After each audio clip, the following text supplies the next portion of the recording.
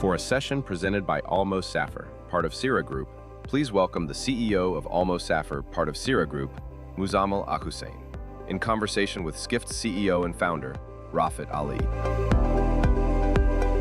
Thank you, folks. And so the conversation turns back to AI again.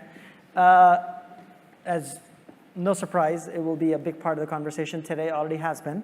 So Muzzammil runs Almosafer, which is the largest travel company in the Middle East, a very well-known brand, private company, and moves a lot of people in this region, out of this region, into this region. And one of the reasons why we wanted to have this conversation is, as a company at scale already, for you, you're already on the cutting edge of generally technology itself. When I came last year, I visited your WhatsApp customer service center, which was fascinating for me. And so one of the discussions we'll have less on the consumer side, even though we'll have that, but more on the enterprise side and how you're looking at AI. So as the CEO of this large travel company, where is AI making a difference for you today? Well, thank you very much for having me. It's a pleasure to be here as always. AI, I think it's making inroads across the organization, in our organization, both from, I would say, the back office side, so productivity with employees, in HR and finance, in our engineering teams, in our fulfillment teams. It's making inroads in helping our data teams and our insights team drive better insights, in our marketing team to create marketing campaigns, as we saw with Google earlier, in our performance marketing and our pricing, and as well as customer facing. So I think for us, we have over 100 initiatives in the pipeline. Wow. 30 or 40 are live. We have over 100 AI agents doing something in the organization. And we keep experimenting and piloting new ideas. Some work and some don't. And so the decision making is happening at what level? At your level or even at the board level? So the board has given us a mandate to What is the mandate? Last year's mandate was develop an AI strategy, develop an AI plan, approach in the organization. We then rolled out what we called an AI task force, led by myself, our CTO, our head of strategy, and all the various teams have kind of report into. We don't want to, let's say, centralize AI, but we want to make sure we know what's going on across the organization. So it's still democratized across the different teams, but there is a central coordination and tracking of all the initiatives that are happening, so we don't go haywire and duplicate resources and efforts. Have there been, with these experiments, what are things that are working and what are things that have failed but you've learned from it? Yeah, I think there's been a few great successes. So we've been able to really improve our productivity in some of our fulfillment operations or back office. We've been able to make great progress in our marketing. So some of our actual performance marketing and digital marketing campaigns are actually fully done in AI now. We've been able to launch videos. In multiple languages, of course. Primarily Arabic as well. And I think that's been a really great success. Some of the challenges with it has been, well, which solution do you pick? Do you do open source? Do you use ChatGPT? Do you use Gemini? Do you use something else? I think these are all experiments. And we found that there's no one size fits all. You're going to have different AI platforms or technologies or LLM models that work better for one type of use case versus another one. And you're not trying to develop core AI technologies yourself, you're just trying to build applications on top of it. Yeah, we're trying to use AI to improve our processes, systems, operations, and customer-facing initiatives, but we're not developing our own AI products to sell. And so this WhatsApp customer service and selling tool for you as well, because WhatsApp, correct. You sell through WhatsApp. Correct. How is that? One, give an explanation for those of you who don't know what are you doing there, and then what's changed. Let's say in the last year? We know that WhatsApp is extremely penetrated in this region. If you look at many of the other companies in Europe or in the West or in China, they use different platforms. Right. So China, it's all about the WeChat and having a WeChat ecosystem.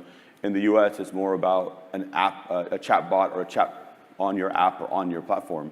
What we decided to do is to say WhatsApp is the ecosystem for chat engagement with our customers, both for sales and after sales, and marketing as well, partially for marketing.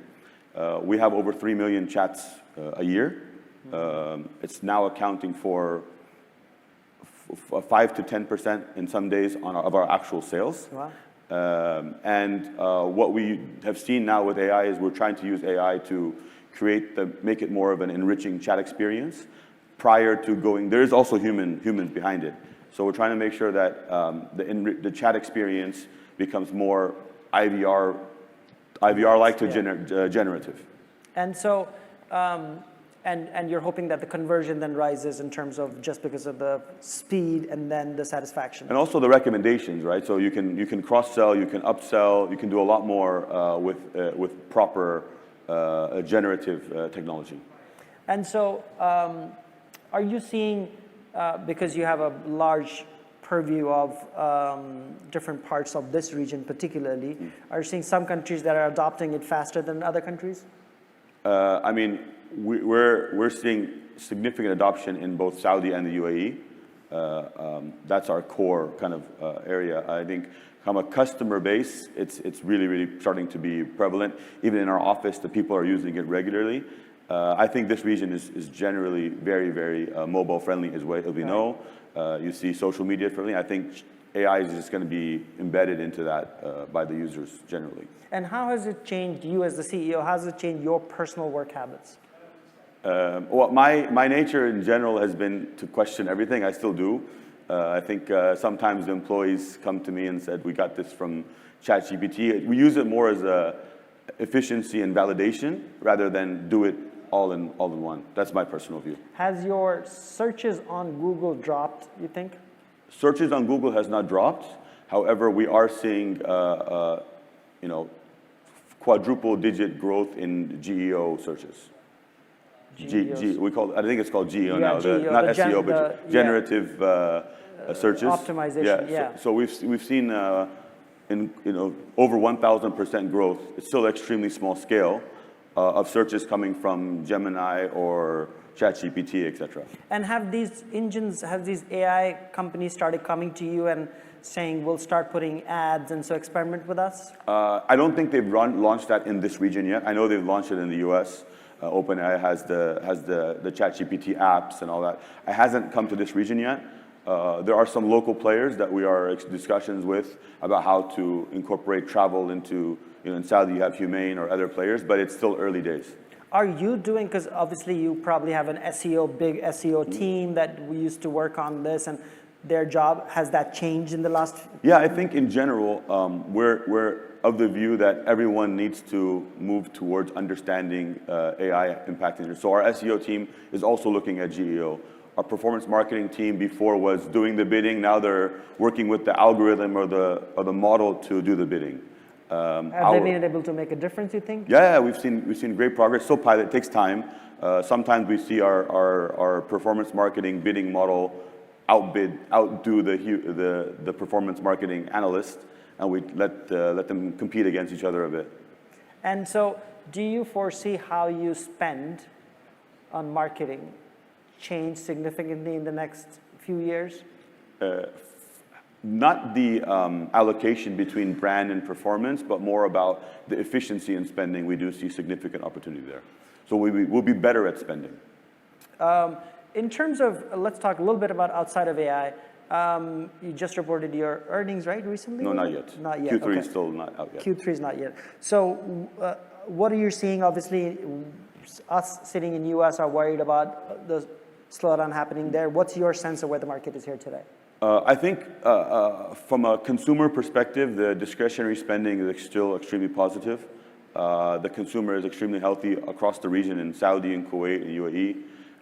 Inbound traffic is continued to grow, both for the religious and leisure. As products come on live in Saudi, Qiddiya is opening at the end of the year. Diriyah started, Riyadh season is there, capacity in Umrah is opening. So we see continued positive demand, both inbound and outbound from Saudi. And I think with the increase in airline connectivity, new routes are launching, visa regimes are continuing to improve, that will just increase in terms of very, very positive on the coming future of travel in the region. And for UAE, because you also obviously have a lot of experience in this country, are you beginning to see people, obviously Dubai and Abu Dhabi are the two big hubs, Dubai first, Abu Dhabi in a very different way. Are you seeing people now traveling across these? Yeah, we're seeing growth, of course, Dubai and Abu Dhabi. Abu Dhabi has done a great job in building out some great entertainment centers and Yas Island, SeaWorld, all the great experiences to have both culturally and for entertainment. You have Ras Al Khaimah growing. You have Dubai continue to have its unique selling proposition for why to come to Dubai. And I think that's the nature of this region, that there's always something new coming. And that's going to make people want to come back to Dubai, Abu Dhabi, visit Saudi again, visit Ras Al Khaimah and other places. There's just more stuff to do and more places to experience. We're almost out of time. A year from now, we're going to have this conversation again, I'm sure. What are on the AI technology marketing sort of nexus? What will we be talking about that will be different, you think? I think it'll just, it's going to keep penetrating both how we talk to customers, how we serve customers, how we present to customers, and how we market to customers. I think there'll always be evolution. We'll see how the customers react. I think that's the question. Have you, how are you thinking about hiring from here on in light of AI coming? So our view is, it's not about the US. So let's say you see massive job reduction. We see it as retraining staff to be more productive, increasing capacity and productivity of your existing staff.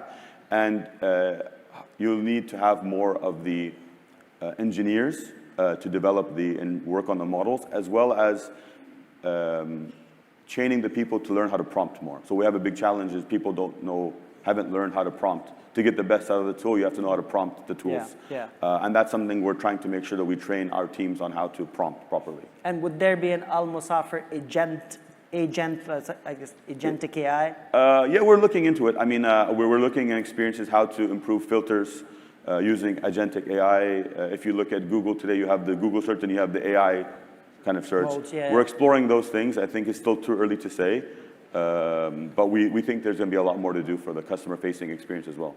And if you want to reach Muzzammil or learn more about Almosafer Group, that was the QR code. And if they want to reach you, how can they reach you?